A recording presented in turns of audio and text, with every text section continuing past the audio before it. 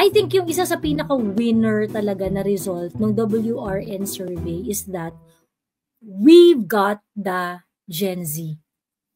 Yung 30 years old pababa, 44% of them identify their politics as Maka-Duterte, identify themselves as Maka-Duterte. So the mere fact that we were able to sway the younger generation to follow this kind of politics rather than identify their politics with the likes of Nika Gadi na pa-neutral at saka yung ibang mga extreme pinks and yellows. Hindi sila nagwagi. So sa realm ng social media, hindi nga sila po pwede kasi unang-una walang sense of humor. Baka wala silang sense of humor. Lahat ng vloggers ng kakamping, parating mukha silang mga naluging bakla. Mukhang, alam mo, mga mukhang taong, nako, parang one of these days, ito na ang susunod na magpapakatiwakal. Mga ganyan. Bakit parang mukha kayong mga malulungkot? Alam mo, mukha kayong mga, ano ba nangyari sa buhay nyo? Alam mo yung, when you look at them, you don't feel joy. You don't feel aliveness. They all look so depressing. They talk so depressing. They don't laugh at themselves. Who would like to be associated with that? True. Natatawa ako kasi merong post dito sa nila, sa group nila na ang problema daw kasi bakit raw sila natalo sa yung bakit hindi raw nagre-resonate yung politics ng mga pinks, yellows at saka ng mga katulad ni Nika Gadi sa mga younger generation.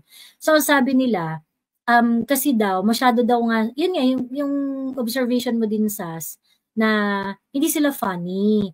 Tapos hindi sila pagka nagsasalita sila parang sabi Tagalog UP daw, ganyan. Yung parang masyadong malalim, hindi raw relatable, emerot, ganyan. Hindi, saka inauthentic. It's not authentic. Unang-una, it's really more authentic. Oo. It's not authentic. Kasi unang-una, ang social media, it's a community making. Bakla, meron ka ba nakakita sa barangay nyo na katulad magsalita ni Nika Gadi? Baka batuhin nyo ng tae. Correct. Diyos ko. Ang social media, ito yung mga pina-follow mo sa social media, yung mga gusto mong ito yung mga gusto mo maging kapitbahay. Correct. Kakwentuhan, di ba?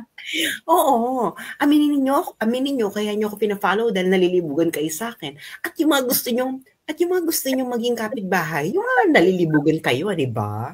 Mga ganon. Pero bakla kayong kapitbahay niyo, walang ibang gawin kundi magsalita na para silang parating na declamation contest. True. Pagkatapos may mga ebas pa sila na ito kagaya nito si Jerry Canindin daw parang ang bonggang-bongga daw masyado magsulat, hindi raw nila maintindihan. Mga pink yun nagsasabi parang ang gusto nila na parang dapat younger generation should listen to the likes of Jerry Canindin, ganyan. Ako nga hindi ko rin maintindihan si Jerry Canindin. Yung pink yun nagsasabi na yung kakampi nila hindi nila maintindihan. Hindi, alam mo kung bakit hindi nila maintindihan kung sino man yan? Oo. Because he doesn't also understand what he's writing about. Exactly. Diba? Paano maiintindihan na isang tao na hindi rin naman niya naiintindihan yung issue? Sinusulat niya. Correct. Diba? And if meron kayong kakampi na salita ng salita, pagkatapos kakampi niyo siya pero hindi niyo siya naiintindihan, Beck, something is wrong with you. Ibig sabihin, hindi rin niya naiintindihan yung issue. Bakla, kung naiintindihan mo yung issue, una, i-educate mo siya, ano ba itong issue na to? Ano ba yung mga variables? O paano sila nagre-relate? Tapos, ano mo sa everyday life. Ganon, pag naiintindihan mo ang issue, girl, naiintindihan mo ang mechanisms ng issue, pwede mo siyang i-relate sa pang-araw-araw na dinadanasan ng mga tao. Unang-una, hindi mo alam yung mga dinadanasan ng mga tao pang-araw-araw dahil ikaw, hindi ka naman nakakasalamuha sa mga barangay-barangay. Nanonood ka ba ng mga barangay dance contest? Nanonood ka ba ng mga liga to check the boys and girls? Ibig sabihin, you don't have any life. You don't have a life outside social media. As simple as that. And kung meron ka mang life outside social media, yung life mo outside social media is actually a life sheltered from the real life. Hindi ka talaga maintindihan ng mga karaniwang tao na hindi mo inire-relate sa pangkaraniwang buhay yung mga issue. Diba? Kaya wala talaga silang amor sa inyo. Because yung pang-intindi, I don't think it's at the intellectual level. It's more on a personal level. Hindi nila maintindihan yung pinagsasabi mo dahil unang-una, hindi mo rin maintindihan yung pinagsasabi mo. Wala ka rin fair understanding ng issue. Hindi mo ma-relate sa buhay mo. Hindi ka rin kwento tungkol sa buhay mo. So, napaka-fake mo. Baka pag social media, kailangan transparent ka. Kung sino ka. Kung ano ka. Diba?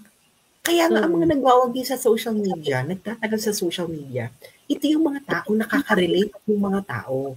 Dahil bakla, ang tao, nakababad sila sa social media. Bakla, hindi sila magbababad sa iyo kung hindi sila nakaka-relate sa iyo. Hindi nila iintayin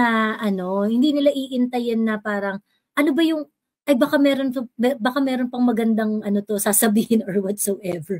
If they think that you are inauthentic, they will leave you. They will leave you. Kung binabasa ka na nila at sinasabi nila sa'yo na, alam mo Sas, or alam mo Joey, pag binabasa ko yung mga sinusulat mo, naririnig ko yung boses mo. Oo. Pag hindi ka pa dumarating sa part na yon, ibig sabihin you're inauthentic. You cannot connect to people. Because hindi nila ma-associate yung sinusulat mo. Yung voice mo dun sa sinusulat. Ibig sabihin, you're inauthentic. Malamang gumagamit ka siguro ng AI, gumagamit ka ng ChatGPT, or nagpupumilit kang maging isang makata sa isang medium na hindi makata ang mode of communication. Boba.